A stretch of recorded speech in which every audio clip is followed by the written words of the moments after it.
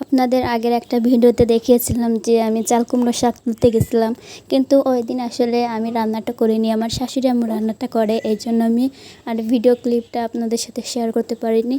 তো আজকে আমি এই তো চাল কুমড়ো শাক কেটে নিয়ে এসেছি, নিয়ে এসে রান্না করব। সো হ্যালো এভরিওয়ান, আসসালামু আলাইকুম। কি অবস্থা, কেমন আছেন সবাই? আশা করি আল্লাহর রহমতে সকলেই ভালো আছেন। আপনাদের দোয়ায় আমরাও ভালো আছি।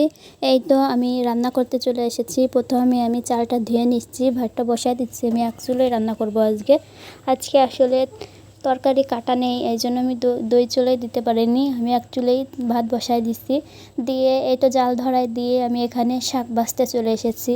আগের একটা ভিডিওতে কিন্তু আমি বলেছিলাম যে আমাদের একটা নারিকেল চারার মধ্যে একটা চাল কুমড়ো গাছ হয়েছে, আর চাল কুমড়ো গাছটা আমাদের কেটে দেবে। এই তো আজকে আমাদের চাল কুমড়ো গাছটা কেটে দেবে, এই জন্য আমি শাকগুলো কেটে নিয়ে এসেছি। সব জ্বালিয়ে আগার শাক সব কেটে নিয়ে এসেছি। এই তো আমার শাক বাছা হয়ে গেলে আমি মরিচ কুচি করে নিচ্ছি, আর এদিকে আমার ভাতও প্রায় হয়ে গেছে। এদিকে এই তো মরিচ চিড়ে নিয়েছি, আর পেঁয়াজ কুচি করে আর রসুন কুচি করে নিয়েছি। এদিকে আমি শাক বালতিতে পানি নিয়ে ভালো করে শাকগুলো ধুয়ে নিচ্ছি। আসলে শাক আমরা বালতিতে ভালো করে ধুয়ে নিই, যাতে শাকে যদি ময়লা বালি থাকে সেগুলো ধুয়ে চলে যায়। আসলে ছাঁকাই করে ধুলে কিন্তু তেমন একটা ময়লা যায় না, এই জন্য আমরা সবসময় বালতিতেই শাকগুলো ধুই। এই তো শাক ধোয়া হয়ে গেলে এদিকে আমি একটা চুলায় কড়াই বসিয়ে দিয়ে এখানে মরিচ কুচি, রসুন কুচি আর পেঁয়াজ কুচি দিয়ে তারপর দিয়ে দিয়েছি গোটা জিরা, দিয়ে ভালো করে নাড়াচাড়া করে নিয়েছি। ভালো করে নাড়াচাড়া করে নিয়ে এখানে আমি স্বাদ মতো লবণ দিয়ে দিচ্ছি, পরিমাণ মতো। এখানে আমি দিয়ে দিচ্ছি অল্প একটু হলুদ, দিয়ে ভালো করে নাড়াচাড়া করে নিচ্ছি।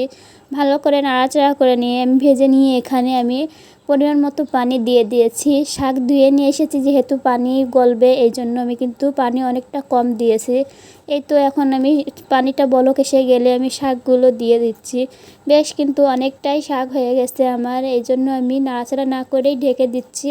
একটু কমে গেলে তারপরে আমি নাড়াচাড়া করে নেব। এই তো কিছুক্ষণ পর জাল দিয়ে নিয়েছি। এখন এই তো শাকটা আকলা করে দিয়ে আমি নাড়াচাড়া করে নেব। বেশ অনেকটাই কিন্তু শাক কমে গেছে।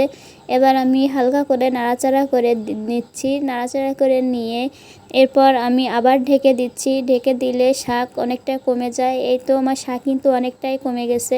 এখানে কিন্তু আমি নোনা মাছ কেটে ভিজিয়ে রেখেছিলাম। নোনা মাছের লবণ থাকে, তাই কেটে আগের থেকেই ভিজিয়ে রেখেছি যাতে লবণটা চলে যায়।